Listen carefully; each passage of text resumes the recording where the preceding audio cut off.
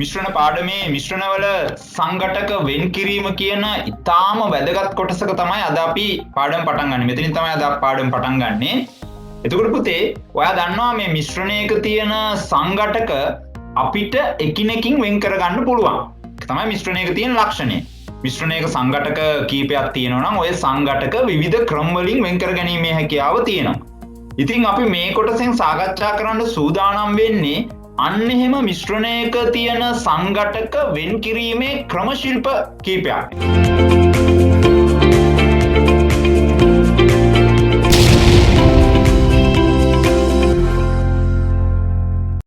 ශ්‍රී ලාංකේය විදු දැනුම පරිවහනය කරන දහස් සංඛ්‍යාත ගුරු බෞද්ධුන් අතරින් ලක්ෂ සංඛ්‍යාත දුවදරුවන්ගේ ආකර්ෂණයට පාත්‍ර වූ විද්‍යා ගුරුවරයා ඔබේ නිවසට සපමිනෙන වගයි. තම අසහාය දැනුම දැයේ දූ පුතුනට විසරණය කරනු වස් තැප්පු සයන්ස් YouTube චැනලය ආරම්භ කළ එතුමා ඉතා කෙටි කාලවකවානුවක් තුළ YouTube සයිබ් අවකාශයේ විද්‍යා චැනල් අතරින් අංක 1ට විස්ථාපනය වීමට තරම් සමත් විය. කාලෝ අයන්තේ මේ ඔබට කාලයයි.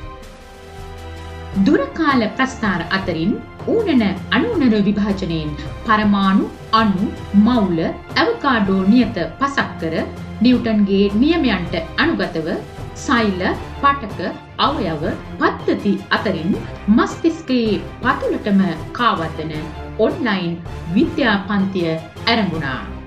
දැන්ම ලියාපදිංචි වන්න. අමතන්න 071 12 53යි 200 දුරකථන අංකයට.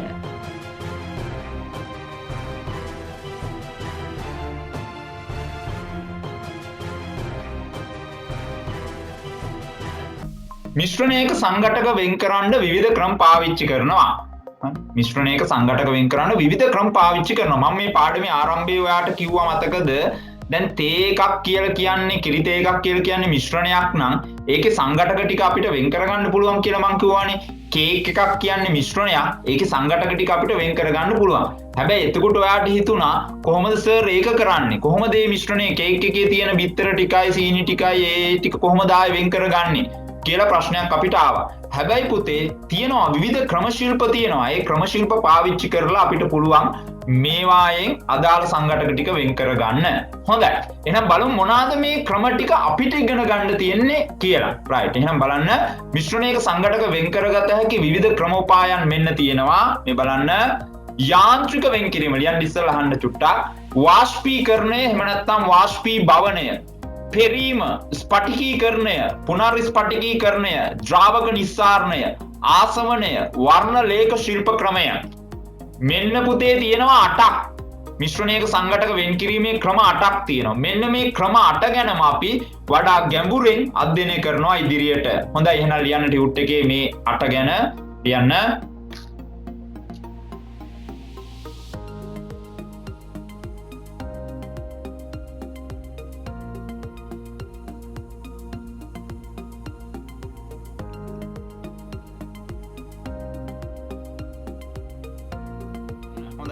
එහෙනම් අපි ඉස්සෙල්ලාම යාන්ත්‍රික වෙන් කිරීම ගැන සාකච්ඡා කරමු පුතේ. යාන්ත්‍රික වෙන් කිරීම. දැන් යාන්ත්‍රික වෙන් කිරීමේදී අපි රසායනික ද්‍රව්‍යයක් මොකක්වත් පාවිච්චි කරන්නේ අපි කරන්නේ ඇහිඳලා, පොළලා, ගරලා නේද? අතින් ඇහිඳලා ඔන්න ඔය වගේ දේවල් තමයි මේ යාන්ත්‍රික වෙන් කිරීම කියලා කරන්නේ. රයිට්? හරි සරල දේවල් ටිකක්. දැන් මේ බලන්නකෝ. මිශ්‍රණයේ සංඝටකවල ඝනත්වය. එහෙම නැත්නම් අංශුවල විශාලත්වය, අංශුවල හැඩය, අංශුවල චුම්බක ගුණ හා විද්‍යුත් ගුණ අන්න ඔය වගේ ගුණ පාවිච්චි කරනවා. ඔයාට කියනවා භෞතික ගුණ කියලා. භෞතික ගුණ කියලා අපි කියනවා. අන්න ඔය ගුණ පාවිච්චි කරලා පුතේ අපිට පුළුවන් මිශ්‍රණයක තියෙන සංඝටක වෙන් කරගන්න. දැන් සරල උදාහරණයක් හිතුවොත් ඔයා හිතන්න මෙහෙම. දැන් ඔන්න අපිට තියෙනවා මේ මොනවාද මේ සල්ෆර් කුඩු ටිකක් එක්ක යකඩ කුඩු ටිකක් මිශ්‍ර වෙලා තියෙනවා. අපිට දැන් ඕකෙන් ওই සංඝටක දෙක වෙන් කරගන්න ඕන. එතකොට අපිට චුම්බක ගුණය පාවිච්චි කරන්න පුළුවන් ඔතනදී. නේ? අපිට පුළුවන් චුම්බකයක් අල්ලලා අපි දන්නවා චුම්බකයට ආකර්ෂණය වෙන්නේ යකඩ කුඩු විතරයිනේ. අන්න චුම්බකයට යකඩ කුඩු ටික ආකර්ෂණය වෙනවා. එතකොට සල්ෆයි අර කියන යකඩයි වෙන් කරගන්න පුළුවන්. අන්න ඒවා පුතේ භෞතික ගුණ.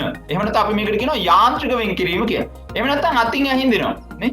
දැන් අපි ගෙදරට හාල් ගෙනාවට පස්සේ ඔය සමහර ඒවා වගේ නම් වී ඇට ගොඩක් ඒවා වී ඇට නැහනේ.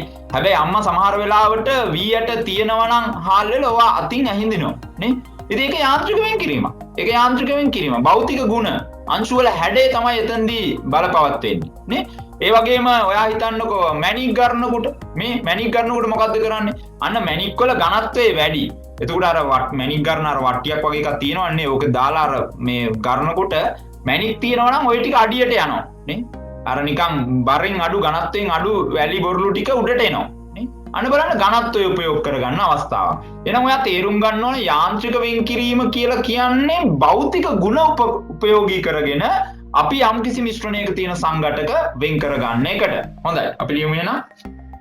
ලියන්න. දැන් හොඳට මතක තියාගන්න ඕක ලියන ගමන්ම මොකද්ද මේ යාන්ත්‍රික වෙන්කිරීමකදී රසායනික ද්‍රව්‍ය එහෙම යොදා ගන්න නැහැ වැඩේට. ඒ කියන්නේ මොනවා හරි රසායනික ද්‍රව්‍යයක් දාලා ඒ වගේ මොනවත් කරන්න යන්නේ නැහැ. රත් කරන්න, සීතල කරන්න ඒව මොනවත් කරන්න යන්නේ නැහැ. හරි. තියෙන විදිහටම තියෙනවා අපි මොකක් හරි මේ කියන ඝනත්වය, විශාලත්වය, හැඩය, චුම්බක ගුණ, විද්‍යුත් ගුණ ඕනෝ උපයෝග කරගෙන සංඝටක ටික වෙන් කර ගන්නවා. ඒ කියන්නේ සංඝටක වලට කිසිම රිදීමක්වත් කරන්නේ නැහැ. කිසිම රිද්දවීමක් කරන්නේ නැහැ. රත් කරලා හෝ සීතල කරලා හෝ ඒව මොනවක් කරන්න යන්නේ නැහැ. දැන් බලන්න ඔන්න බලන්න යාන්ත්‍රික ක්‍රම ශිල්ප කීපයක් හරි.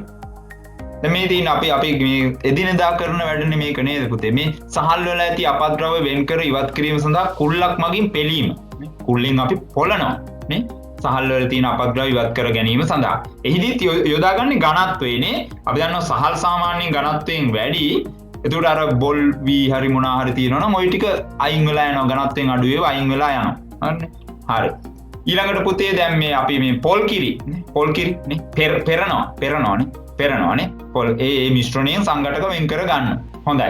ඊළඟ නිවසේ ඊළඟට සහල් වල වී සහ අනිකුත් අපද්‍රව්‍ය ඇහිඳිනවනේ. මේ ඇහිඳින වැඩි නේ.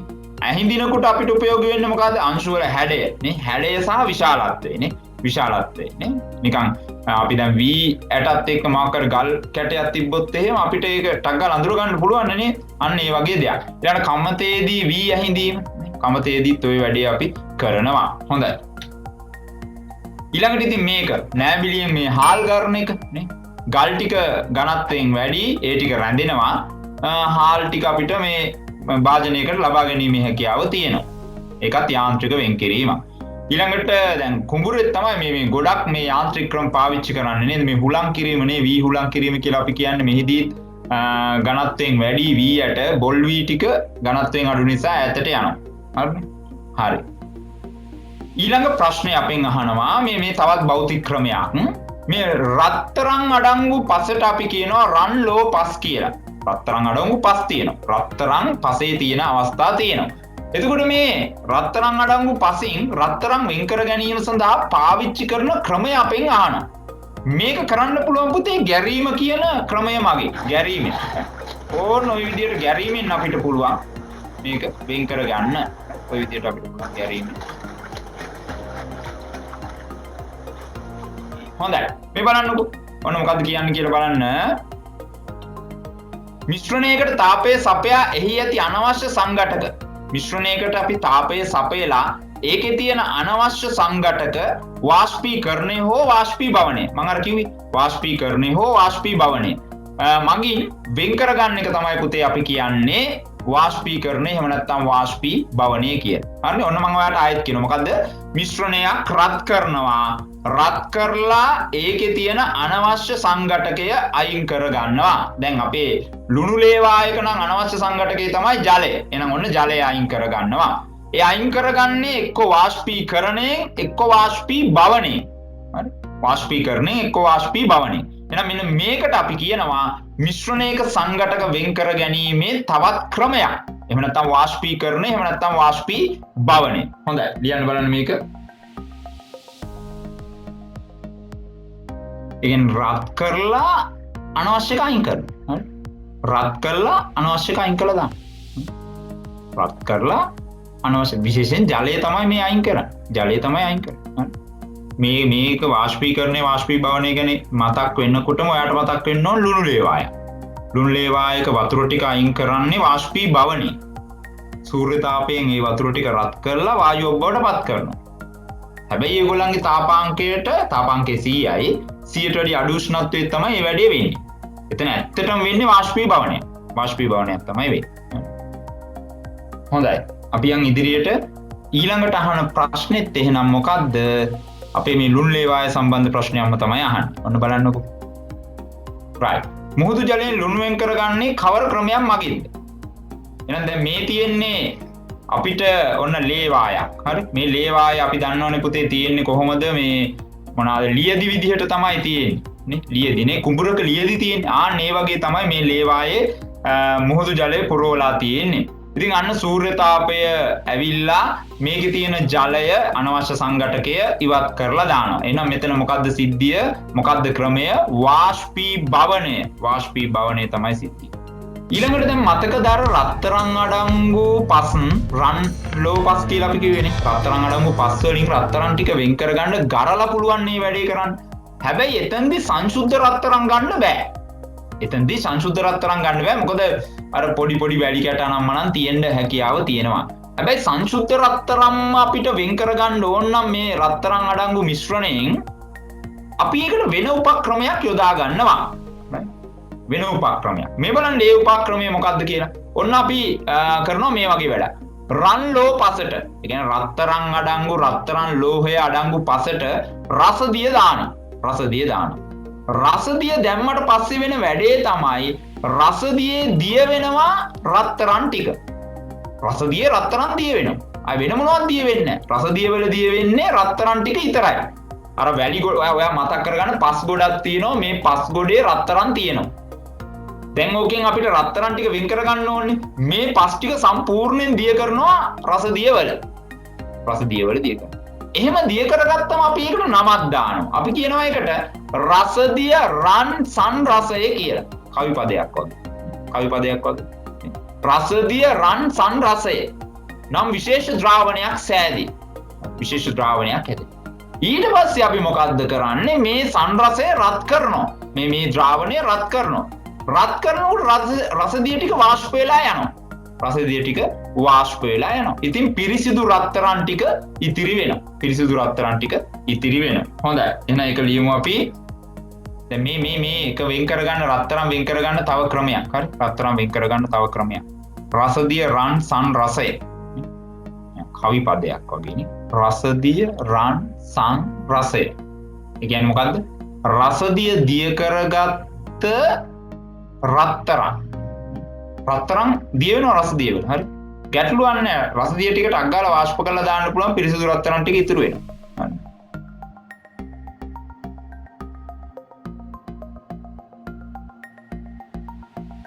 හොඳයි. එහෙනම් අපි ඊළඟ ප්‍රශ්නෙට එහෙනම් මොනවද දැන් රත්තරන් වෙන් කරගන්න පුළුවන් ක්‍රම දෙකක්. දැන් සාමාන්‍යයෙන් ගමේ ගොඩේ කරන ක්‍රමය තමයි අර කිව්වේ මම. ඒ කියන්නේ ඔයා හිතන්නකෝ දැන් මහා පරිමාණයෙන් කරනවා නම් ඔහොම ගර රත්තරන් වෙන් කරගන්නේ නැහැ. ඒක පිරිසුදුවට ගන්න බෑ. එහිදී පාවිච්චි කරන්නේ මෙන්න මේ ක්‍රමය. මෙන්න මේ ක්‍රමය තමයි පාවිච්චි කරන්නේ. හරි? ඒක විශේෂයෙන් ඔයා මතක තියාගන්න ඕන. හරි. හොඳයි. ඊළඟ මිශ්‍රණයක සංඝටක පෙරීම වගින් වෙන් කරගන්නා විට අවශේෂය හා පෙරණය යනුවෙන් හඳුන්වන්නේ කුමක්ද? දැන් පෙරීම කියන ක්‍රමයෙන් මිශ්‍රණයක සංඝටක වෙන් කරන ගන්නකොට අවශේෂය කියන්නේ මොකද්ද? පෙරණය කියන්නේ මොකද්ද කියලා දැනගන්න ඕන. හරි. මම ඔයාව ගෙනියනවා තේ ගොට්ටකට. හරි. තේ ගොට්ටක් මතක් කරගන්නකො. හරි. එතකොට දැන් තේ කොළ ටික ගොට්ටට දාලා ඉවරලා අපි ඔන්න පෙරනවා. වතුර දානවා. උණු වතුර ටික දානවා. ගොට්ට හරහා යන්න දානවා. එතකොට අර අපි කහට කියලා එන්නේ වාජනයට එහෙම නැත්නම් කෝප්පයට එන්නේ පුතේ ඒ තමයි පෙරණය. ඒ තමයි පෙරණය. එතකොට එහිදී අවශේෂය මොකද්ද? අර ගොට්ටේ රැඳෙන ඒ තේකොළ කුඩු ටික තමයි අවශේෂය වෙන්නේ. එහෙනම් අර ගොට්ටේ රැඳෙන ටික අවශේෂය වෙනකොට පෙරණය කියලා කියන්නේ පෙරිලා යන ටික. පෙරිලා යන ටික. මෙතන හැටියට කතා කරොත් එහෙම දැන් මේ ෆිල්ටර් පේපර් එකේ එහෙම නැත්නම් මේ මොකේද මේ අපේ මේ පෙරහන් කඩදාසියේ රැඳෙන ටික තමයි පුතේ මොකද්ද අවශේෂය. පෙරිලා යන ටිකට අපිට කියන්න පුළුවන් පෙරණය කියලා. හරි? ලියන්න එනවා.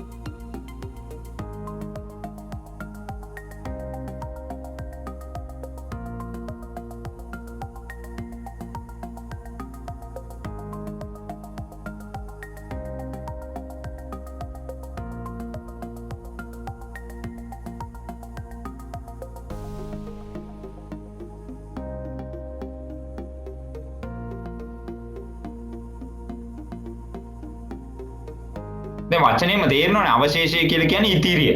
කොහෙද ඉතිරි වෙන්නේ? මේ අර ගොට්ටේ හරි මෙතන නම් මේතන හැටියට නම් මේ පෙරහන් කඩදාසිය මත හරි ඉතිරි වෙනවා. පෙරණය කියලා කියන්නේ පෙරිලා පහළට යන එක. යන්නේ. ඒතකොට අන්න සංඝටක වෙන් වෙනවනේ. සංඝටක වෙන් වෙනවා. හරි. ඊළඟ එක. සංතෘප්ත ද්‍රාවණයක් යනු කුමක්ද කියලා අපෙන් ප්‍රශ්න කරනවා. සංතෘප්ත කියන වචනය නේ තෘප්තිමත් කියන්නේ හොඳයි සතුටුයි. සංතෘප්ත දැම්මම ඊටාම සතුටුයි වගේ. ඊටාම සතුටුයි වගේ. ඒකේ අදහසනේ ඔය සයන් ඉස්සරහට දැම්මම ඉන්නේ. දැන් මෙහෙම එකක් තියෙනවනේ. දැන් අපි කියන සමහර වෙලාවට අම්මෝ අද නම් මට හොඳටම සංතෘප්තයි නේ. හොඳට කෑවා. හොඳ සංතෘප්තයි කියලා ඕනනම් අපිට වචනයක් දාගන්න පුළුවන් හොඳට කාපු දවසක නේ. හොඳටම කාපු දවසක තමයි අපි මේ වචනේ කියන්නේ. අම්මෝ අද නම් මාර සංතෘප්තයි කියලා අපිට එහෙම කියන්න හැකියාවක් තියෙනවා. එහෙනම් දැන් මෙතන මොකද්ද මේ ප්‍රශ්න කරන්නේ? සංතෘප්ත ද්‍රාවණයක් කියන්නේ මොකද්ද කියලා අපෙන් ප්‍රශ්න කරනවා. දැන් මොකද්ද මේ කියන්නේ? මේ බලන්න ලියන්න පහන් ඉස්සලා යම් උෂ්ණත්වයකදී යම් ද්‍රව්‍යයක් ද්‍රාවණගත වී පැවතිය හැකි උපරිම සාන්ද්‍රණයක් පවතී. එවැනි ද්‍රාවණයක් සංතෘප්ත ද්‍රාවණයක් ලෙස හැඳින්වේ. මම උදාහරණයක් අරගෙන ඔයාලට මේක පැහැදිලි කරලා දෙන්නම්. දැන් ඔයා හිතන්න මෙහෙම. දැන් තේ එකක් ගන්නවා. right. තේකට සීනි දානවනේ. සීනි හැන්දක් දානවා, දිය කරනවා හොඳයි. තව මදි. තව හැන්දක් දානවා, දිය කරනවා ඒත් මදි. තව හැන්දක් දානවා, දිය කරනවා. ඔහොම හැන්දි 3-4ක් දානවා දැන් තේ එකට. ඕනනම් කරලා බලන්නත් පුළුවන්. හරි. එහෙම දාලා දිය කරනකොට එක්තරා අවස්ථාවක් එනවා සීනි දිය වෙන්නේ නැතුම් කෝපේ එහෙම නැත්නම් ඒ භාජනයේ පතුල තැම්පත් වෙනවා. පතුල තැම්පත්. දිය වෙන්නේ තව කොච්චර දිය කරත් දිය වෙන්නේ නැහැ. දැන් මොකද දන්නවද වෙලා තියෙන්නේ? අර ද්‍රාවක අංශු අතරට ද්‍රාව්‍ය අංශු යන්න පුළුවන් උපරිම ගිහිල්ලා ඉවරයි. උපරිම ගිහිල්ලා. තව යන්න බෑ. තව ඉඩ නැහැ. ඉඩ නැහැ. ඒතර ඉඩ නැත්තම් ඉතින් කරන්න දෙයක් නැහැ. පතුලේ තැම්පත් වෙන්න වෙනවා. දිය වෙන්නේ නැහැ. දිය වෙන්නේ නැහැ. එහෙනම් තේරුම් ගන්න උපරිම සාන්ද්‍රණයක්. ඒ වෙලාවට අපි කියනවා ඒ වෙලාවේ අර සීනි ටික කෝප්පේ පතුලේ තැම්පත් වෙන වෙලාවට අපි කියනවා අන්න සීනි වල උපරිම සාන්ද්‍රණයක්. එහෙම නැත්නම් උපරිම ද්‍රාව්‍ය ප්‍රමාණයක් ඒ ද්‍රාවකයේ තුල දිය වෙලා තියෙන්නේ. ඊට වැඩිය බෑ. ඊට වැඩිය බෑ. හරි. ඊට වැඩිය පුළුවන් තව පොඩි ක්‍රමයක් තියෙනවා. ඊට වැඩිය දිය කරන්න පුළුවන් ක්‍රමයක් තියෙනවා. මම ඒක ඉදිරියට සාකච්ඡා කරනවා. දැනට ඔයා මතක තියාගන්න ද්‍රාවණගත වී පැවතිය හැකි උපරිම සාන්ද්‍රණයක් පවතී. එවැනි ද්‍රාවණයක් අපි කියනවා සංතෘප්ත ද්‍රාවණයක් කියලා. දැන් මේක සරල අදහසකට ඔයාට ගෙනාවොත් එහෙම මට කියන්න පුළුවන් මෙහෙම. කොහොමද? යම්කිසි ද්‍රාවකයක දිය වෙන්න පුළුවන් උපරිම ද්‍රාව්‍ය ප්‍රමාණය දිය වෙලා තියෙනවා නම් ඒ ද්‍රාවණය තුල එහෙම නැත්නම් ඒ මිශ්‍රණය තුල අපි කියනවා ඒ ද්‍රාවණය සංතෘප්ත ද්‍රාවණයක් කියලා. යම් ද්‍රාවකයක දිය වෙන්න පුළුවන් උපරිම ද්‍රාව්‍ය ප්‍රමාණයක් දිය වෙලා තියෙනවා නම් අපිට ඒ ද්‍රාවණය හඳුන්වන්න පුළුවන් සංතෘප්ත ද්‍රාවණයක් කියලා. සංතෘප්ත ද්‍රාවණයක් කියලා. හොඳයි. එහෙනම් ලියන්න බලන්නකො. හඳින්වේ කියලා තියෙන්නේ හැඳින්වේ එතන. සංතෘප්ත ද්‍රාවණයක් ලෙස හැඳින්වේ නේ. එතන හැඳින්වේ වෙන්න ඕන.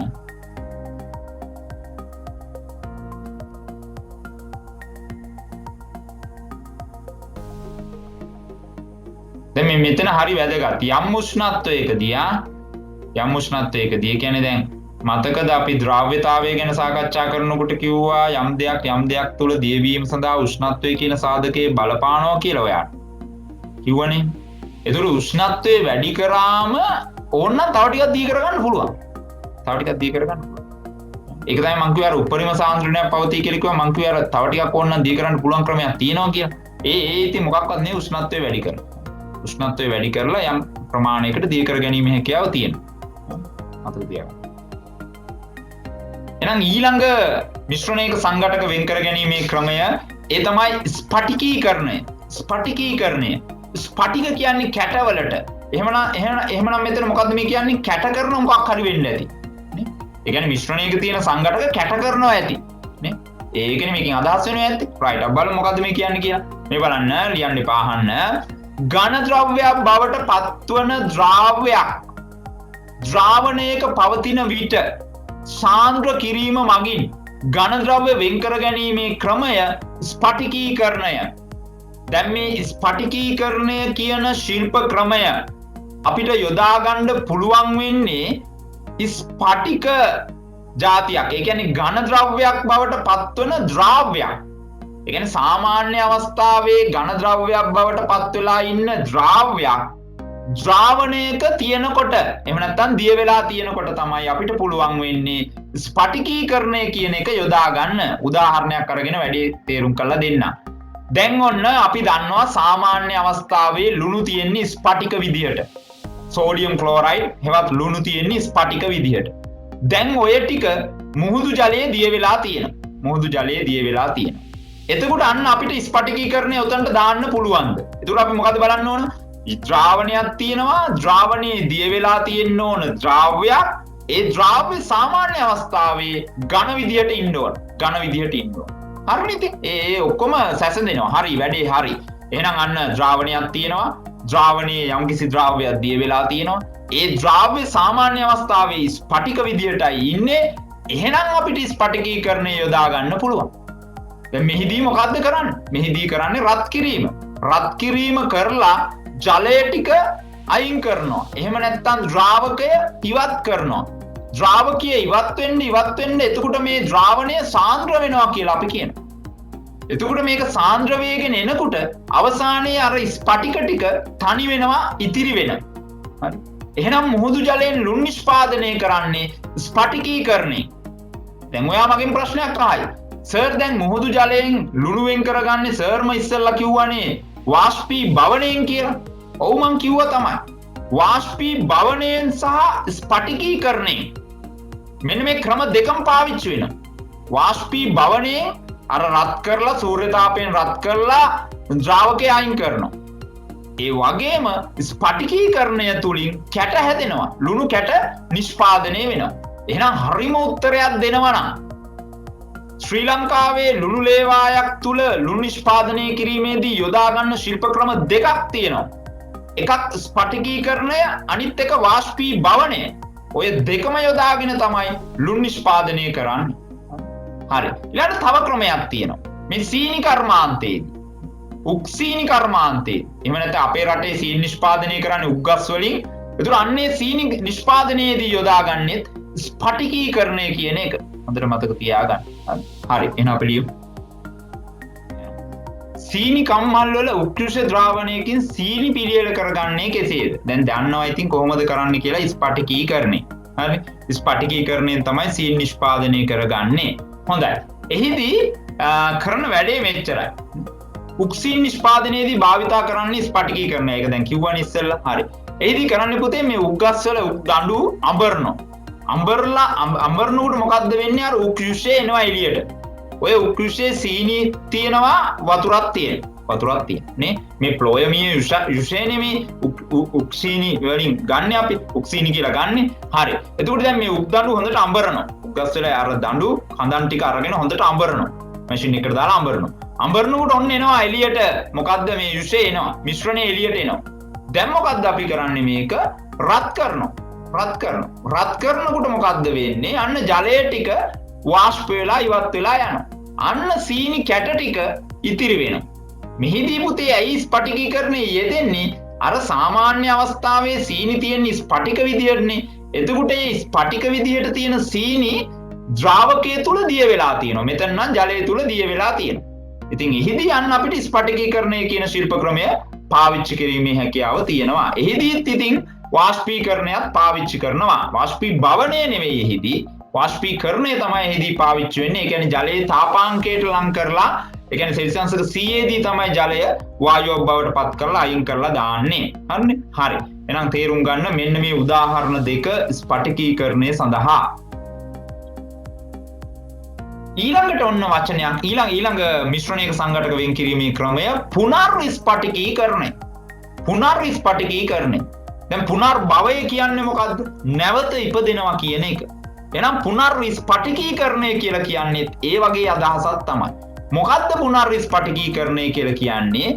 කැට ටිකක් තියෙනවා, ඒ කැට වලින් ආය කැට හදනවා. ඒතර ඔයාට හිතන්න පුළුවන් මොන මගුලකටද ආය කැට හදන්නේ කියලා. හරි? කැට තියෙනවා. ඉතින් අයි ආයෙත් ඉතින් කැට හදන්නේ කියලා, ස්ඵටික හදන්නේ කියලා ඔයාට හිතෙන්න පුළුවන්. ඒ කියන්නේ ස්ඵටික තියෙනවා, ඒ තියෙන ස්ඵටික වලින් ආයෙත් ස්ඵටික හදන්නේ.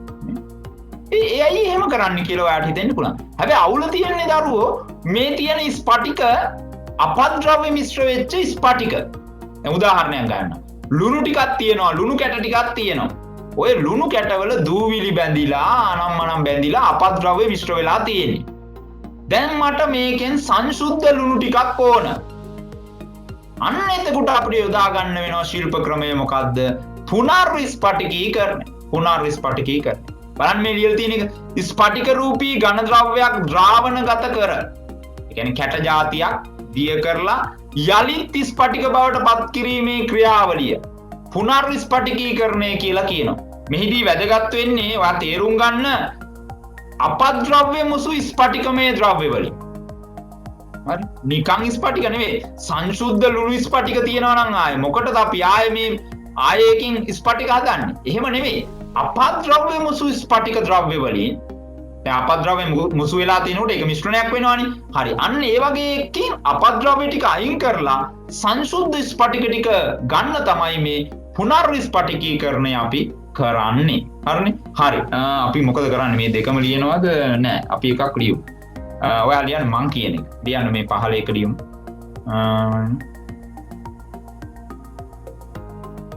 right. පහළ තියෙන එක ලියන්න. ඔව්. මං කියන්න ඕනේ ඔයා ලියන්න. මේ උඩ තියෙන කොළ පාට තියෙන එක ලියන්න එපා. පහළ එක ලියන්න. අපද්‍රව්‍ය මුසු ස්පටිකමය ද්‍රව්‍ය වලින්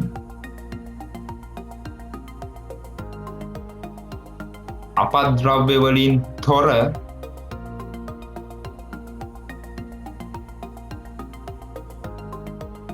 සංශුද්ධ ස්පටික ලබා ගැනීම කියමු නේද පුතේ? සංශුද්ධ ස්පටික ලබා ගැනීම පුනර්විස්පටිකීකරණය. එතකොට මේ ප්‍රශ්නෙට උත්තරේ යන්නේ. එහෙම ලියමු. කොහොමද?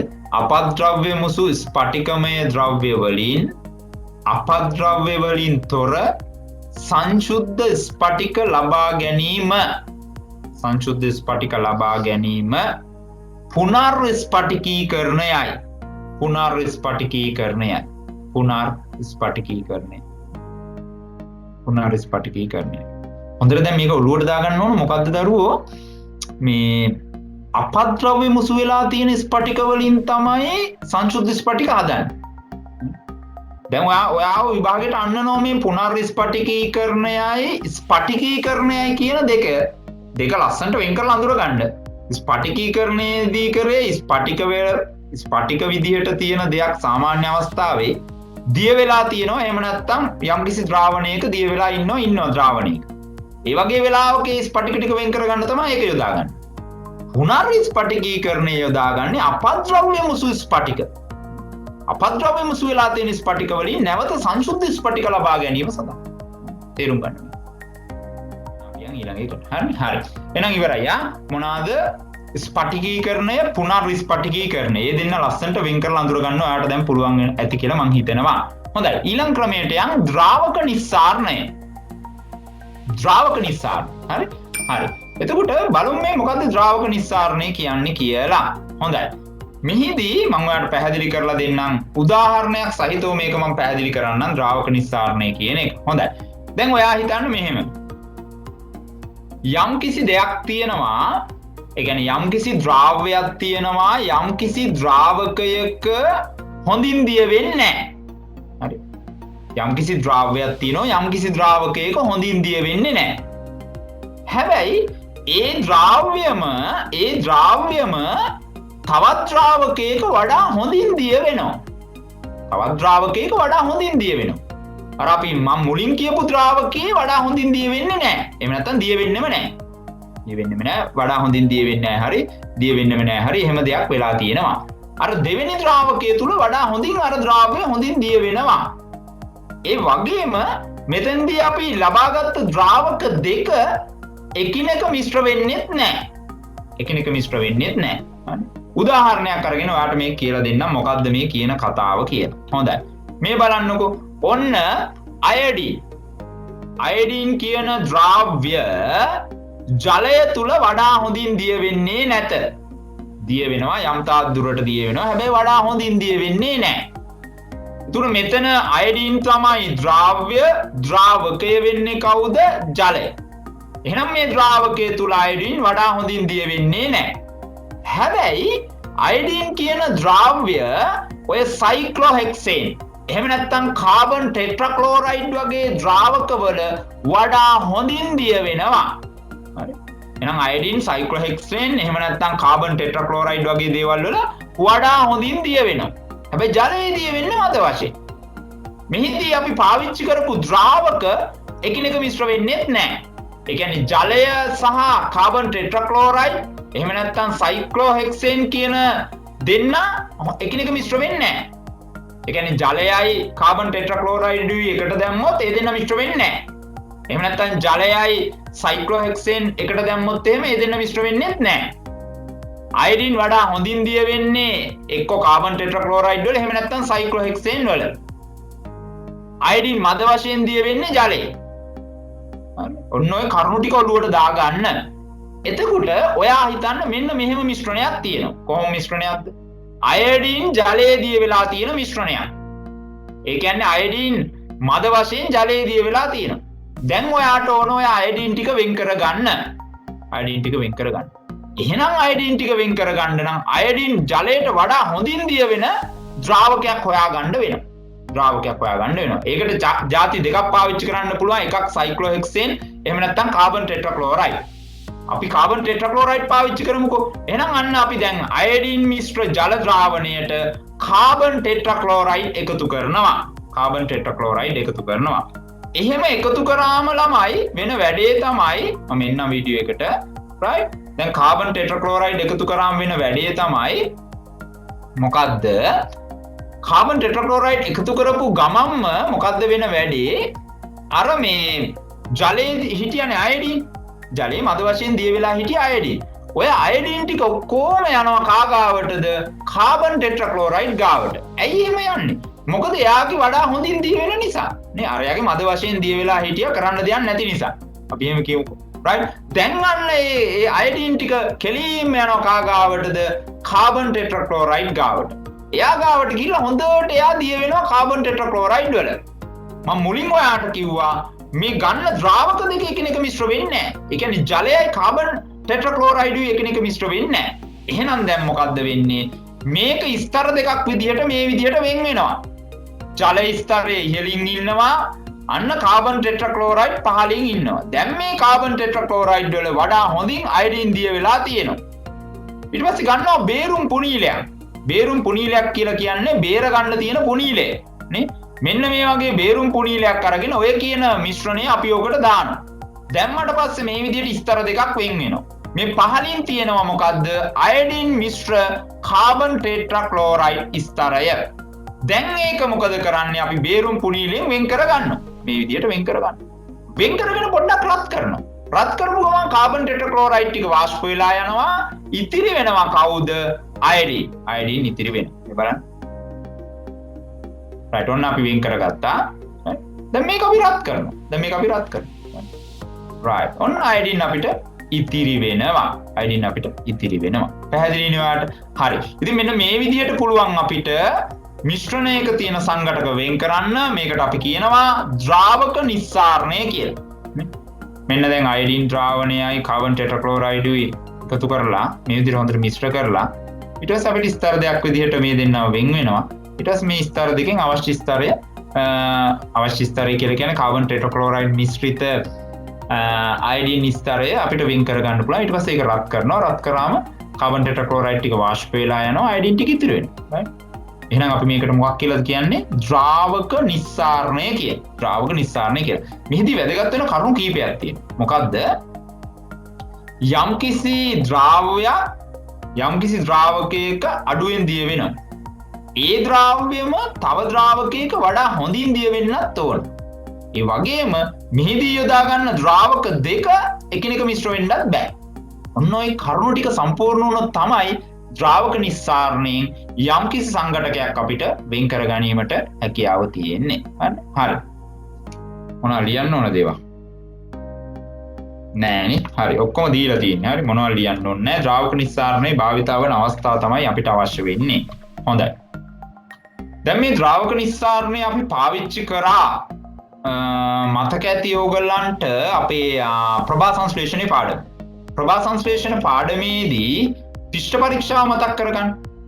පිෂ්ඨ පරීක්ෂාවේදී අපි දැක්කා මේ ජලය තුල හරිතප්‍රද දියවුන්නේ නැහැ. ක්ලෝරොෆිල් දියවුන්නේ නැහැ. එතකොට අපි මොකද්ද කරේ?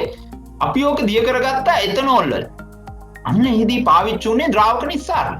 ඇයි ජලය තුල හොඳින් දියවුන්නේ නැහැ. ජලය තුල වඩා හොඳින් දියවුන්නේ නැහැ. ජලය තුල දියවුන්නේ නැහැ. වෙනත් ද්‍රාවකයක් තුල වඩා හොඳින් දියවුණා. වඩා හොඳින් දියවුණා. ඉතින් මේදී අපි කියනවා ඒක ද්‍රාවක නිස්සාරණේ භාවිතයක් කියලා. එහෙනම් අපිට ඒක මෙහෙම කියන්න පුළුවන්. මේ කොහොමද කියන්නේ? විශේෂයෙන් ශාක තුල අන්තර්ගත ඖෂධීය ගුණයෙන් යුත් සංයෝගාදිය වෙන් කර ගැනීමට ද්‍රාවක නිස්සාරණය පාවිච්චි කරනවා. විශේෂයෙන් මේ ශාකවල පවතින ඖෂධීය ගුණයන් තියෙන ඒ සංයෝග වෙන් කරගන්න අපි ද්‍රාවක නිස්සාරණය පාවිච්චි කරනවා.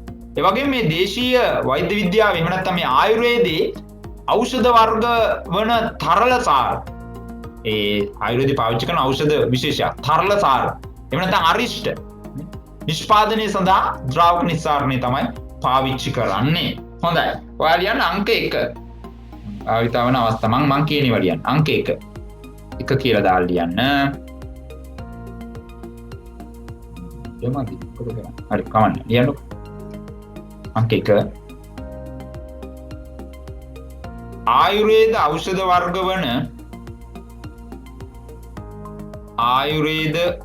වර්ග වන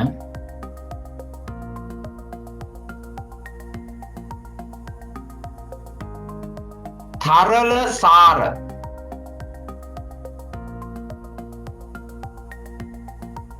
අරිෂ්ඨාදිය නිපදවීමට තරල සාර අරිෂ්ඨාදිය නිපදවීමට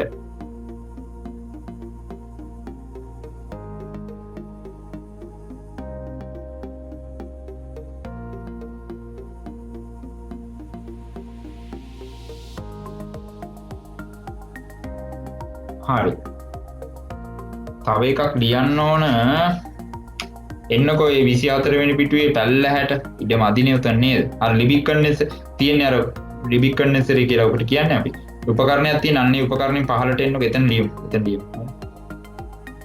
ලියන්න මෙහෙම අංක 2 දාලා අරින් ඊතලයක් හරි ගේන්න පහළට 2 දාලා ලියන්න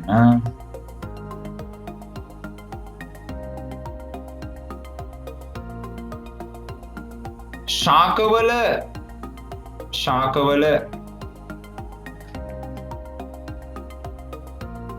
ඖෂධීය ගුණයෙන් යුත්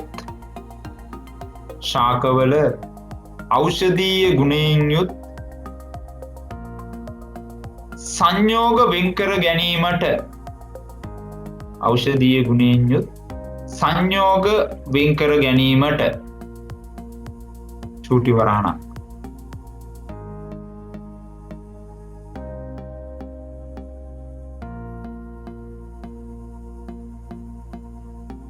වරහණක් දාලා ලියන්න. පිෂ්ඨ පරීක්ෂාවේදී හරිතප්‍රද වෙන් කර ගැනීම කෙටියෙන් දෙන්න. පිෂ්ඨ පරීක්ෂාවේදී හරිතප්‍රද වෙන් කර ගැනීම. ද්‍රාවක නිස්සාරණය පාවිච්චි කරනවා. පිෂ්ඨ පරීක්ෂාවේදී හරිතප්‍රද වෙන් කර ගැනීම. හොඳයි. එහෙනම් විභාගයට අහයි ද්‍රාවක නිස්සාරණය පාවිච්චි වෙන තැනක්. හරි. ඒතර මෙන්න මේ තරල සාර අරිෂ්ඨ වගේ දේවල් ආයුර්වේදයේ හදන්න පාවිච්චි කරන්නේ මේක. ඒ වගේම විශේෂ ඖෂධීය ගුණයෙන් යුතු සංයෝග ශාක වලින් අයින් කරගන්න පාවිච්චි කරන්නේ මේ ක්‍රමයේ කියන එක ඔයා මතක තියාගන්න.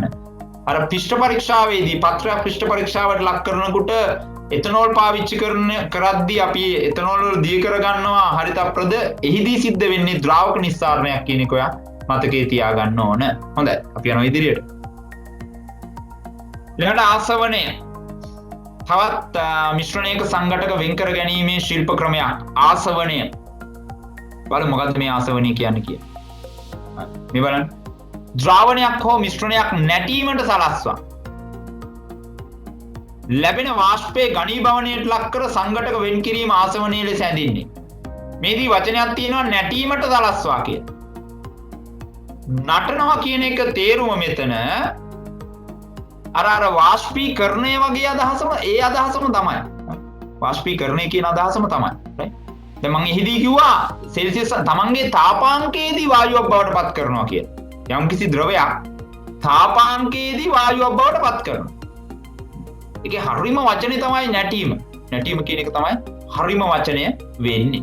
හරිම වචනය වෙන්නේ නැටීම කියන එක. එහෙනම් බලන්න ද්‍රාවණයක් හෝ මිශ්‍රණයක් නැටීමට සලස්වා. නැටීම කියන වචනේ ASCII ඇංගිලා ඉන්නව මොකද්ද? ද්‍රවයක් ඒ ද්‍රවයේ තාපාංකයේදී වායුවක් බවට පත්වීම කියන එක. යම්කිසි සංඝටකයක් ද්‍රව අවස්ථාවේ ඉන්නවා. එයා වායුවක් බවට පත් වෙනවා එයාගේ තාපාංකයේදී. ඒකට අපිට කියන්න පුළුවන් නැටීමට සලස්වා කියලා. right. එහෙම නැටීමට සලස්වා ලැබෙන වාෂ්පය. ඒතර වාෂ්පයක්නේ වායුවක්නේ එළියට එන්නේ. ඒක අපි මොකද්ද කරන්නේ? ඝනීභවණයට ලක් කරනවා. ඝනීභවණය කරනවා කියලා කියන්නේ වායුවක් ද්‍රව කරනවා කියන එක. ඝනීභවණයට ලක් කරනවා කියලා කියන්නේ ඒකයි. එහෙනම් වායුවක් ද්‍රව තත්වයට පත් කරලා අන්න සංඝටක වෙන් කර ගන්නවා. ඕකට අපි කියනවා ආසවණය කියලා. ආසවණය කියලා කියනවා. එහෙනම් යම්කිසි ද්‍රාවණයක් නැටීමට සලස්වා වාෂ්පය අරගෙන මේ වාෂ්පය සිසිල් කරලා එහෙම නැත්නම් ඝනීභවණය කරලා සංඝටක ටික වෙන් කර ගැනීම තමයි අපි කියන්නේ ආසවණය කියලා. හොඳයි ලියන්න.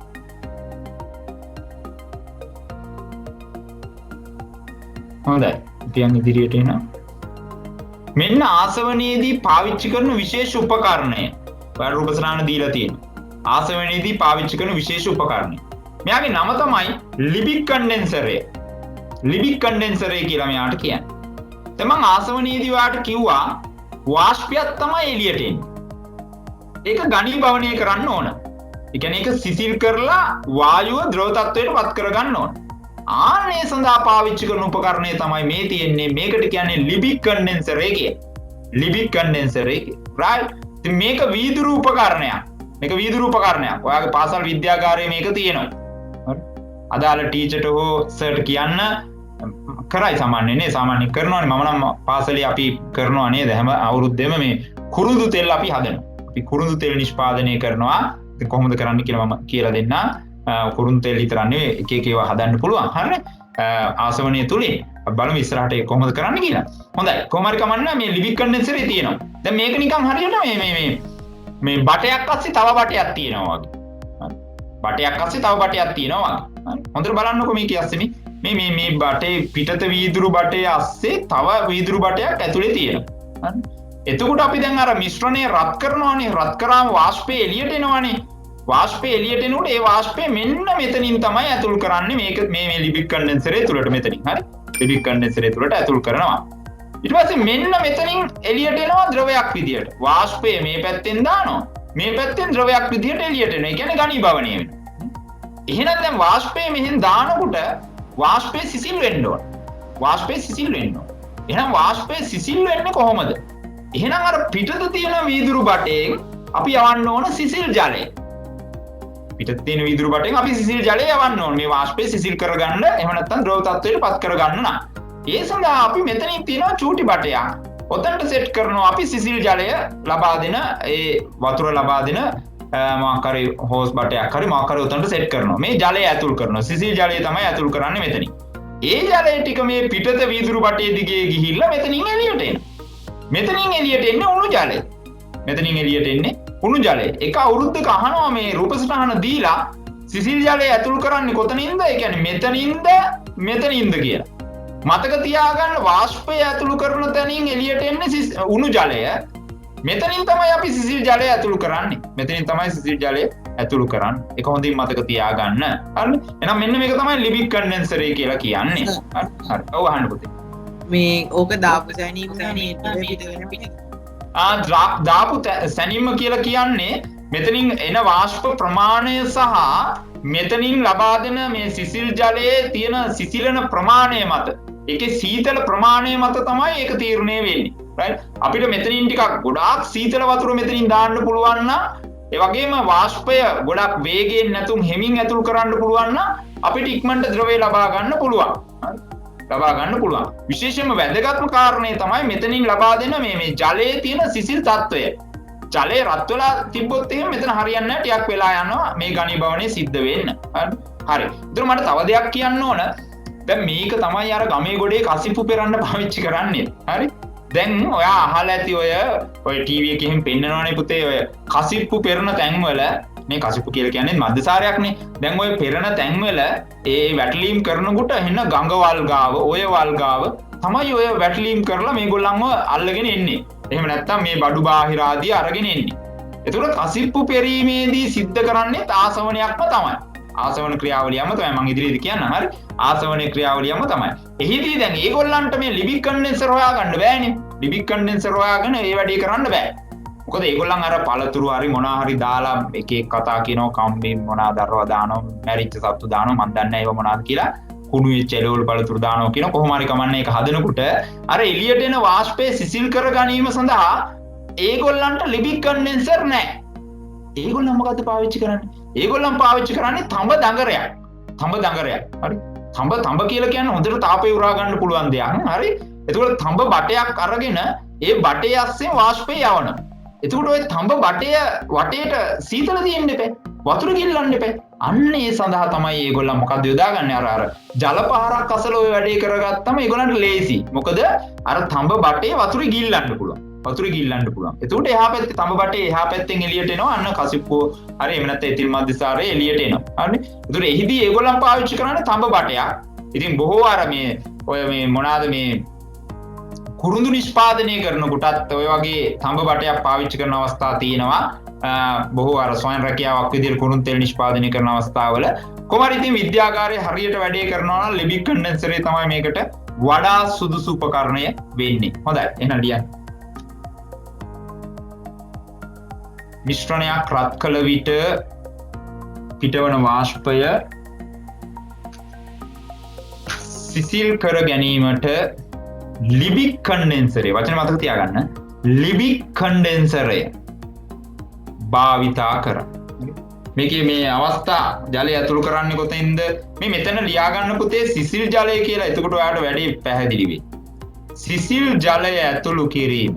උණු වතුර දාලා හරියන්නේ නැහැ. සිසිල් ජලය ඇතුළු කිරීම. මෙතනින් ඔයා ලියන්න උණු ජලය පිට කිරීම. ඇයි රත් වෙලානේ? මේ අර මේ වාෂ්පයේ තියෙන තාපය ගන්නවා මේ එළියේ තියෙන සිසිල් ජලය. එතකොට තමයි වාෂ්පය සීතල මේ ද්‍රව බවට පත් වෙන්නේ. ද්‍රව බවට පත් වෙනවා.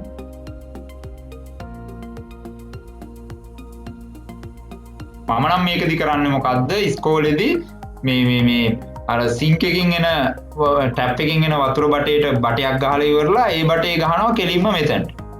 මෙතනට ගහනවා සිසිල් ජලය. ඒකට හරිය ඊට පස්සේ අර උණු ජලයේ එන එක මොකද්ද සිංක් එකට හල්නවා. එතන පොඩි බට කෑල්ලක් දාලා හල්ලා දානවා. හරි. සරලව කරන්න පුළුවන් මේක. හරි. ඔයගලන්ගේ පාසල්ලත් කරයි මේක. හරි. ලිබික් කන්ඩෙන්සරය භාවිතා කරයි. හරි. දැන් දරුවෝ අපි ඉගෙන ගන්නවා ආසවන ක්‍රම 3ක්. ප්‍රධාන වශයෙන් ආසවන ක්‍රම 3ක් තියෙනවා. මෙන්න ආසවන ක්‍රම 3. සරලාසවනය, භාගිකාසවනය, කුමාලාසවනය. විභාගයට ප්‍රශ්න කරනවා මෙහෙම. සරලාසවනයේ භාවිතාවන අවස්ථාවක්, භාගිකාසවනයේ භාවිතාවන අවස්ථාවක්, කුමාලාව ආසවනයේ කොයි වගේ අවස්ථාවලද පාවිච්චි කරන්නේ? ඔන්න ඔය වගේ ප්‍රශ්න අහනවා. මේක මේ තුනේම සිද්ධ වෙන්නේ ආසවනයක්. ඒ කියන්නේ මූලික කතාව හරියි. ඒ කියන්නේ අර මේ තාපාංකයට ගෙනෙල්ලා වාෂ්පයක් ඇති කරගෙන ඒක ලිබික් කන්ඩෙන්සරයක් කරා යවලා ඝනීභවනය කරගෙන ඒ කියන්නේ ද්‍රව තත්ත්වයට පත් කරගන්න එක තමයි කරන්නේ. තමයි මූලික අදහස. හැබැයි මේ තුන් දෙනාගේ පොඩි වෙනස්කම් තියෙනවා. අපි අන්න ඒව තමයි අවබෝධ කරගන්න ඕන. හරි. ලියන්නේ නම් සරලාසවනය, භාගිකාසවනය, කුමාලාසවනය. හොඳයි. මුලින්ම බලමු සරලාසවනය සම්බන්ධව. මේ බලන්න. යම් මිශ්‍රණයක වාෂ්පශීලී සංඝටකයක් හා වාෂ්පශීලී නොවන සංඝටක අන්තර්ගත විට එම සංඝටක වෙන් කිරීමට සරලාසවනය පාවිච්චි කරන්න. දැන් මම මේ ලොකුවට පොල් ගෙඩි අකුරින් දාලා තියෙන එක මාර වැදගත්. මොකද මේ කියන්නේ? ඔන්න මිශ්‍රණයක් තියෙනවා. ඔය මිශ්‍රණයේ තියෙනවා වාෂ්පශීලී සංඝටකයක්. සංඝටකයක් එකයි තියෙන්නේ වාෂ්පශීලී. ඒ කියන්නේ වායුවක් බවට පත් වෙන සංඝටකයක් තියෙනවා. වාෂ්පශීලී නොවන ඒවාක් තියෙනවා. හරි. ඔන්න වාෂ්පශීලී නොවන ඒවා සෙට් එකකුයි වාෂ්පශීලී සංඝටකයකුයි තියෙනවා.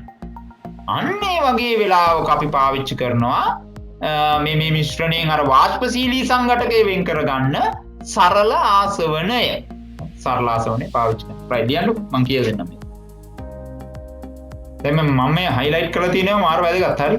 ඔයා මේ සාමාන්‍ය highlight pen එකක් පාවිච්චි කරන්න පුතේ මේ ඔය වැදගත් ඒවාට පොඩ්ඩක් highlight කරලා තියාගන්න. ඒක විභාගෙට පාඩම් කරන්න ලේසියි නේද? හරි.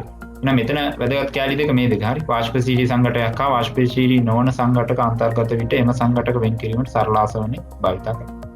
දැන් බලමු මේක පාවිච්චි වෙන තැන. එතනින් මම මේ කියපු කරුණ ඔයාලට පැහැදිලි කරලා දෙන්න. හරි. සරලාසවනේ පාවිච්චි වෙන තැනක් පොඩ්ඩක් අපි බලමු. හරි.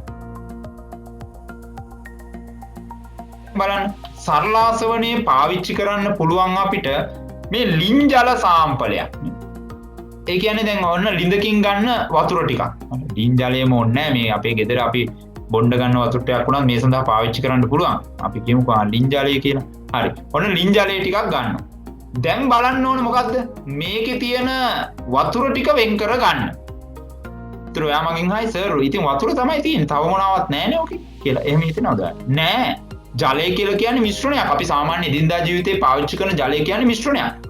ඕකේ ගොඩාක් අයන වර්ග, ලවණ වර්ග දිය වෙලා තියෙනවා. ඒක මිශ්‍රණයක්. ලවණ වර්ග දිය වෙලා තියෙනවා. හරි. ලවණ වර්ග විවිධ ලවණ වර්ග දිය වෙලා තියෙනවා. ඉතින් එහෙමනේ පුතේ අපි වර්ග කරන්නේ මතකනේ ඔයාලට. පොඩි කාලේ වර්ග කරන්නේ කරදිය, මිරිදිය, කිවුල්දිය කියලානේ. ඒතර මිරිදිය කියලා කියන්නේ ලවණ දිය වෙලා තියෙන ප්‍රමාණය ඉතාම අඩුයි. ඒක තමයි අපි එදිනදා මේ පාවිච්චි කරන්නේ බීම සඳහා පාවිච්චි කරන්නේ. එහෙම නැත්නම් ලිංග වල තියෙන මේ වගේ ජලය. හොඳයි. දැන් මේක ආසමනය කරලා අපිට ජලය එළියට ගන්න ඕන. දැන් මේ එළියට එන ජලය ආශ්‍රිත ජලය. ආශ්‍රිත ජලය සංශුද්ධ ජලය එන්නේ අපිට එළියට. හරි. දැන් අපිට සංශුද්ධ ජලය නිෂ්පාදනය කරගැනීමේ ක්‍රමයක් විදිහට මේ සරලාසවනේ දක්වන්න පුළුවන්. එතකොට දැන් මෙහිදී බලන්න වෙනවා අපිට මොකද්ද? වාෂ්පශීලී සංඝටකයයි නොවන ඒවා ගොඩකුයි තියෙන්න ඕන. දැන් මේ ලින්ජල සාම්පලේ එහෙම තියෙනවද? ඔව්. අපි දන්නවා සෙල්සියස් අංශක 100 දී ජලය වාෂ්ප වෙලා එළියට එනවා. අපි දන්නවා ජලයේ තාපාංකය. තාපාංකය කියන්නේ ද්‍රවයක් වායුවක් බවට පත් වෙන උෂ්ණත්වය. ඒතර ජලයේ තාපාංකය සෙල්සියස් අංශක 100යි. එහෙනම් මේ ලින් ජලය ටික සෙල්සියස් අංශක 100ට රත් කරනකොට එළියට එනවා වාෂ්පයක්. ඒ එළියට එන වාෂ්පය තමයි ජල වාෂ්ප. ජල වාෂ්ප තමයි එළියට එන්නේ. ඒකට ඒක අන්න වාෂ්පශීලී සංයෝගයක්. එකයි තියෙන්නේ. ඒක එළියට එනවා. දැන් මේකේ ලවණ වර්ග තියෙනවනේ. ඒවා ඉතින් අඩිය තැම්පත් වෙනවා. අපි තුමු මේකේ ලුණු ටිකක් දී වෙලා තිබ්බ කියලා. ලුණු ටික අඩිය තැම්පත් වෙලා ඉන්නවා. ඒගොල්ලොනුත් වාෂ්ප වෙනවා. හැබැයි ඒගොල්ලන්ගේ වාෂ්ප වීම පුතේ ඒගොල්ලන්ගේ තාපාංකය ඉතා ඉහළයි. ඉතා ඉහළයි. හරි? ඉතින් ඒක නිසා අපි ඒගොල්ලන්ට කියනවා ඕගොල්ලන් වාෂ්ප වෙන්නේ නැති තරම් කියලා. ඒ කියන්නේ වාෂ්පශීලී සංඝටකයක් නෙවෙයි විදියට සලකනවා මෙතන. හරිද? එහෙනම් හරි. අපේ වැඩේට මේක කරගන්න පුළුවන්. මොකද්ද? වාෂ්පශීලී සංඝටකයක් තියෙනවා. ඒ තමයි ජලය, ලින් ජලය. ඉතින් අපි මොකද්ද කරන්නේ? මේ විදියට ඇටෝම සෙට් කරලා අපිට පුළුවන් මේකට මේ විදිය ලිබික් කන්ඩෙන්සරයක් සෙට් කරගන්න. ලිබික් කන්ඩෙන්සරය ගැන මම ඔයාලට කිව්වනේ.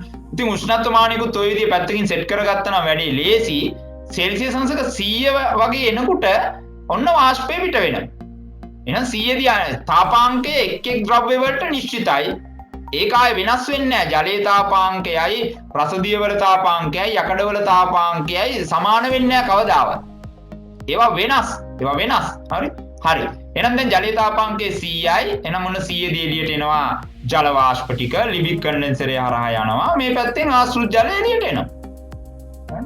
එහෙනම් සරල ආසවණය කියලා කියන්නේ මෙන්න මේ වගේ වැඩකට. සරල ආසවණය පාවිච්චි කරන්නේ මෙන්න මේ ලින් ජලය වගේ දෙයක් කින් ආශ්‍රිත ජලය නිෂ්පාදනය කර ගැනීම සඳහා. ආශ්‍රිත ජලය වගේ දෙයක් නිෂ්පාදනය කර ගැනීම. දැන් මේක මේ ලිබික් කන්ඩෙන්සර් නැතුව දැන් ගෙදරදී ඔක් කරගන්න බැරිද? පුළුවන්නේ. නේද? අපේ කේතලේ වතුර ටිකක් දාලා උණු කරනකොට කේතලින් එළියට එන්නේ මොනවාද? ජල වාෂ්ප එළියට එනවා. ඒ තාපාංකයේදී එළියට එන්නේ. අපි ওই වෙලාවට පරිස්සමින් වීදුරු තහඩුවක් එහෙම නැත්නම් වීදුරු කෑල්ලක් වගේ දෙයක් ඇල්ලුවොත් එහෙම ඔය ඔතන අර කේතලේ කට ගාවට මොකද වෙන්නේ? වතුර බින්ද වැටෙනවනේ. ඒ වැටෙන්නේ පුතේ ආශ්‍රිත ජලය. ආශ්‍රිත ජලය තමයි වැටෙන්නේ. හරි. ඉතින් එහෙනම් අපිට සරල ක්‍රමයක් වුණා පාවිච්චි කරන්න පුළුවන්. හොඳයි.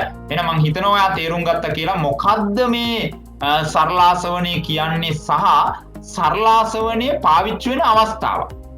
ඔන්න ලෝකේ තියෙන සමහර රටවල්. හරි. ලෝකේ තියෙන සමහර රටවල් නේ වතුර නැහැ. නේ. දැන් අපේ රට දැන් ඔය අරාබිකරේ සමහර රටවල් වලට මේ මගේ යාළුවෙක් කිව්වා මේ රටේ ඉඳලා ආපු ඔය අරාබි ඒ පැත්තේ හිටපු එක්කෙනෙක් මේ පෙට්‍රල් බෝතලයට වැඩිය ගණන්ලු වතුර බෝතලේ ළමයි. හරි. ඒගොල්ලන්ට තෙල් තියෙන ඕන තරම්. ඒක අවුලක් නැහැ. තෙල් වෙන රටවල් වලටත් විකුණනවානේ නේද? වතුර නැහැ හැබැයි. වතුර නැහැ. වතුර හරි ගණන්ලු ඒ රටේ. වතුර බෝතලයක් ගණන්ලු පෙට්‍රල් බෝතලයට වැඩිය.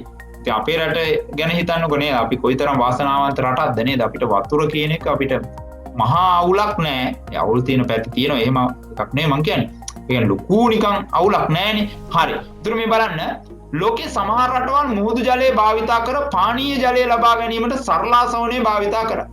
මුහුදු ජලය රත් කරලා ඒ කියන්නේ මේ සරලාසවණේට ලක් කරලා පානීය ජලය ලබා ගන්න. ඒගොල්ලන් ඒකට විශාල වියදමක් දරනවා ඇති. ඇයිලම ඇති වතුර රත් කරන්න ඉන්ධන එපයි මොනවාකින් හරි තාපය ලබා දෙන්න ඒ තාපය ලබා දෙන්න ශක්තියක් අවශ්‍ය වෙනවනේ.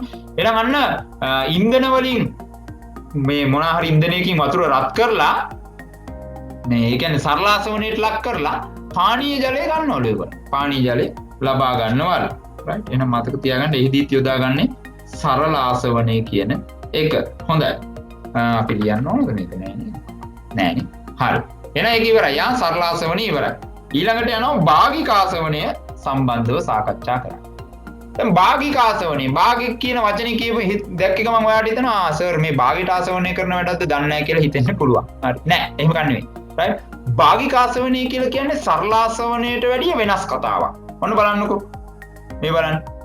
සංඝටක වෙන් කිරීමට ඇති ද්‍රාවණය හෝ මිශ්‍රණය වාෂ්පශීලී සංඝටක කීපයකින් යුක්ත වන විට අන්න සරලාසවණේ තිබ්බේ වාෂ්පශීලී සංඝටක එකයි. භාගිකාසවණේ වෙනකොට ඔන්න මිශ්‍රණයක් තියෙන. ඒ මිශ්‍රණයේ තියෙනවා සංඝටක කීපයක්. වාෂ්පශීලී සංඝටක කීපයක් තියෙනවා. හරි. ආන්නේ වාෂ්පශීලී සංඝටක කීපයක් තියෙන අවස්ථාවක අපි යොදා ගන්න ආසවන ක්‍රමය තමයි භාගිකාසවන ක්‍රමය. මෙහිදී සිසිලන තත්ත්ව පාලනය කරමින් සංඝටක කීපයක් ආසවණයේ මගින් වෙන් කිරීම භාගිකාසවණයේ ලෙස හැඳින්වේ. දැන් ඔයා මෙහෙම හිතන්න. මිශ්‍රණයක් තියෙනවා. මිශ්‍රණයේ සංඝටක 3ක් තියෙනවා. මම නිකන් කියන්නේ. මිශ්‍රණයේ සංඝටක 3ක් තියෙනවා. තුනම වාෂ්පශීලී සංඝටක. එක සංඝටකයක් සෙල්සියස් අංශක 70 දී වාෂ්ප බවට පත් වෙනවා. අනිත් එක 100 දී. 100 දී කිව්වම ජලයනේ ආවෝ. ජලය. හරි. හිතමුකෝ එහෙම. ජලය සෙල්සියස් අංශක 100 දී එළියට එනවා. තව එක්කෙනෙක් ඉන්නවා සෙල්සියස් අංශක 120 දී එළියට එන එක්කෙනෙක් ඉන්නවා. හරි. දැන් මොනවාද මම කිව්වේ 70 දී එක්කෙනෙක් එනවා. ජලය අයින් කරමුකෝ. 90 දී එක්කෙනෙක් එනවා. 110 දී එක්කෙනෙක් එනවා. හරි. 70 දී 90 දී 110 දී මේ තුන් දෙනා එළියට එන්නේ. ඒතර 70 සෙල්සියස් අංශක 70 දී උෂ්ණත්වය එන එළියට එන වාෂ්පය තමයි අර 70ට වග කියන සංඝටකය. ඊට පස්සේ එතනින් අපි ලිබික් කන්ඩෙන්සරයක් දාලා එයාව සිසිල් කරලා වෙන් කරගන්න. ඊළඟ 90 තියෙනවනේ සෙල්සියස් අංශක 90ට රත් කරනවා. 90 තියෙන්නේ එන්න වෙන කෙනෙක්. එයාවත් අපි ලිබික් කන්ඩෙන්සරයක් දාලා ඉවරලා එයාවත් එළියට ගන්න. ඊට පස්සේ 110 දී කෙනෙක් කෙනා කොහොමද ආන්න එයාටත් මොකද්ද කරන්නේ ලිබික් කන්ඩෙන්සරයක් දාලා එයාත් එළියට ගන්නවා.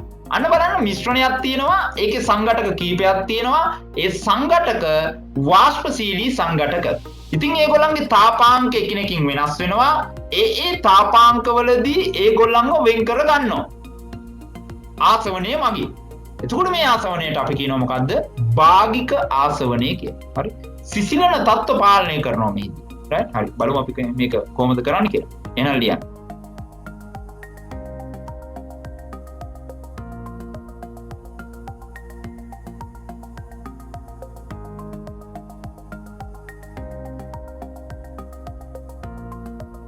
හරි. එහෙනම් අපි යන්කෝ භාගික ආසවණය ගැන. මෙන්න භාගික ආසවණේ භාවිතයක්. හරි.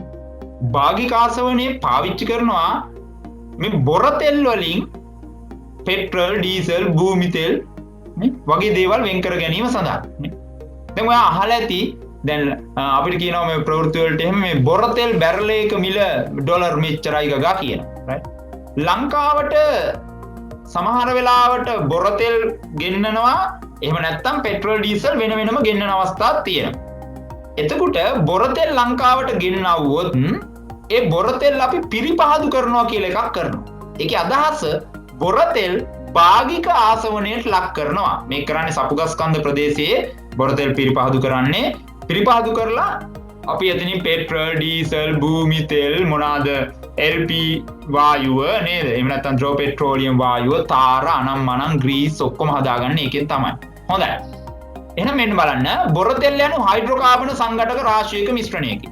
හයිඩ්‍රෝකාබන සංඝටක කියලා කියන්නේ බොර තෙල් වල තියෙන පෙට්‍රල්, ඩීසල්, භූමි තෙල් වගේ දේවල් ගොඩනැගිලා තියෙන්නේ හයිඩ්‍රජන් සහ කාබන් කියන දෙන්න එකතු වෙලා. හරි. ඒ නිසා අපි කියනවා හයිඩ්‍රෝකාබන කියලා. ඒතර බොර තෙල් වල තියෙන හයිඩ්‍රෝකාබන. හරිනේ. අපේ 14 වෙනි පාඩම හයිඩ්‍රෝකාබන පාඩම. එතකොට අපි ලොකුවට සාකච්ඡා කරමු. හොඳයි. බොරතෙල් පිරිපාදුවේදී සිසිලන තත්ත්ව පාලනය සඳහා ආසවන කුළුණක් පාවිච්චි කරන්න. දැන් මේක සරලව කරන්න බෑ. දැන් මේකෙදි විවිධ උෂ්ණත්වවලදී අපි සිසිලන තත්ත්ව උෂ්ණත්ව පාලනය කරන්න ඕන. එතකොට මේකට පාවිච්චි කරනවා කුළුණක්. ඒ කුළුණට කියන්නේ ආසවන කුළුණ කියලා. ආසවන කුළුණ කියලා තමයි කියන්නේ. හොඳයි. මෙම ආසවන කුළුණේ විවිධ මට්ටම් වල උෂ්ණත්වයේ විවිධ අගයන්හි පවත්වා ගන්න අතර ආසවනයේ ඒ ස්ථානයේ වෙන වෙනම සිදුවේ. ඒ කියන්නේ නිකන් දැන් මම ඊළඟට පෙන්නන එක එක ස්ථානයේ උෂ්ණත්වය වෙනස් මේ ආසවන කුළුණේ. ඒකට ඒ උෂ්ණත්වවලදී එළියට එන සංඝටකය වෙන් කරගන්න ඒ ස්ථානවල ලිවික් කන්ඩෙන්සර් සෙට් කරලා තියෙනවා. මේ තියෙනවා මේක මාරු. මේ තියෙන ආසවන කුළුණ. හරි. හරිනේ. ඔන්න දැන් ආසවන කුළුණ බලන්න කොයි තරම් දේවල් ගන්නවද කියලා මේකෙන් තමයි මේ බලන්න ආසවන කුළුණේ. සෙල්සියස් අංශක 25 දිනනවා මොනවාද? LP වායුව. අපි ගෑස් සිලින්ඩර් වල පුරවලා තියෙන ගෙදර පාවිච්චි කරන LP වායුව, ලික්විඩ් පෙට්‍රෝලියම් ගෑස් එක, ද්‍රව පෙට්‍රෝලියම් වායුව 25 දිනනවා යා. සෙල්සියස් අංශක 25 දී ආව එළියට ගන්න පුළුවන්. පෙට්‍රෝල් එන්නේ 40යි 75ත් අතර. ඒ උෂ්ණත්ව පරාසය රඳව ගත්තම පෙට්‍රෝල් එළියට එනවා. 75ත් 150ත් අතර නැප්තා කියලා જાතියක් එනවලු. රයිට්. ඊළඟට කෙරොසින් ජෙට් ඉන්ධනය එන්නේ 150යි 240යි. ඊළඟ ඩීසල් එන්නේ 220යි 250යි අතර ඒ උෂ්ණත්වයේ අවස්ථාවේ. ඊළඟ ලිහිසි තෙල් කියලා කියන්නේ මේ එන්ජින් ඔයිල් කියලා අපි කියන්නේ. එන්ජින් ඔයිල් කියලා කියන්නේ. ඒක ගන්න පුළුවන් 250යි 300යි. ඊළඟ ස්නේහක කියලා කියන්නේ මම හිතන්නේ ග්‍රීස් වගේ දෙයක් වෙන්නේ නැති ඒවත් 250යි 300 වගේ ලබා ගැනීමේ හැකියාව තියෙනවා. ඊළඟ මේ නැව් ඉන්ධනයක් විදිහට පාවිච්චි කරනකොට ඉන්කා තෙල් ඒක 250ට හරියට 250 දී ආයෙලියට එනවලු. ඉතින් අන්තිමට ඉතිරි වෙනවලු තාර. ඉතින් ඒක පාරට දාන්න පුළුවන්. පාරට දැමීමේ හැකියාව තියෙනවා. එක අවුරුද්දක ඇහුවා ඉහළින්ම එන්නේ මොකද්ද? ඊළඟට එන්නේ මොකද්ද ගගා ඇහුවා. ඔයාට ආසවන කුළුණ දීලා තියෙනවද? දීලා නැහනේ. මොකක්වත් ආසවන කුළුණ දීලා නැහැ. හරි. එතකොට අච්චු පොතේ ඇති ආසවන කුළුණ. හරි. ක්ලාස් එක ඉවරලා මේ ආසවන කුළුණේ ඉහළින්ම කවුද එන්නේ ඊළඟට කවුද එන්නේ එහෙම පොඩ්ඩක් පිළිවෙලක් මතක තියාගන්න. උදාහරණයක් විදිහට ගෑස්, පෙට්‍රල්, නැෆ්තා, කෙරොසින්, ඩීසල්, ලිහිසි තෙල්, ඉන්කා තෙල්. හරි. ආන්න ඔය පිළිවෙල පොඩ්ඩක් මතක තියාගන්න. හරි. මේ තමයි ආසවන කුළුණ. මේ තමයි ආසවන කුළුණ. හරි. හරි. එහෙනම් මෙන්න මේ ආසවන කුළුණින් අපිට පුළුවන් භාගික ආසවනය කරලා බොරතෙල් පිරිපහදු කරලා බොරතෙල් වල තියෙන විවිධ වාෂ්පශීලී සංඝටක වෙන් කරගන්න. හරි. හරි. ඒතුන අවසාන වශයෙන් මට මේකත් කියන්න ඕන ඔයාට වායුගෝලයේ තියෙන වාතය කියන්නේ මිශ්‍රණයක්නේ. සමජාතීය මිශ්‍රණයක්. ඒක ද්‍රාවණයක්. ඔයා දන්නවා. ඒකේ විවිධ වායුන් තියෙනවා. ඔන්න ඔය වායුන් ටික වෙන් කරගන්න ඕන වුණා කියලා ඔයාට හිතන්න. ඒ කියන්නේ නයිට්‍රජන් ටික, කාබන් ඩයොක්සයිඩ් ටික, ඔක්සිජන් ටික වෙන් කරගන්න ඕන. අන්න පාවිච්චි කරනවා භාගික ආසවනය. කොහොමද රේක් කරන්නේ? රත් කරලාද මොකද කරන්නේ? නෑ. අපි ඉස්සල්ලාම කරන්නේ මේ වායුගෝලයේ තියෙන වාතය අධික පීඩනයක් යටතේ පීඩනයට ලක් කරලා ඕක ද්‍රවයක් කරගන්න. ඕක අපි ද්‍රවයක් තත්ත්වයට භෞතික අවස්ථාව ද්‍රවයක් තත්ත්වයට පත් කරගන්නවා. ඒ කියන්නේ දැන් ඔන්න වායුගෝලයේ වාතය ද්‍රවයක් විදියට තියෙන අවස්ථාවක් ගැන හිතන්න. ඊට පස්සේ අපි ඕක රත් කරනවා. එතකොට ඒ තාපාංකවලදී නයිට්‍රජන් එළියට එනවා, කාබන් ඩයොක්සයිඩ් එනවා, ඔක්සිජන් එනවා. ඒගොල්ලන් අපි වෙන් කර ගැනීමේ හැකියාව තියෙනවා. එහෙනම් මතක තියාගන්න වායුගෝලයේ වාතයේ සංඝටක වෙන් කරන්නත් අපි පාවිච්චි කරන්නේ භාගික ආසවනය කියන එක. හරි.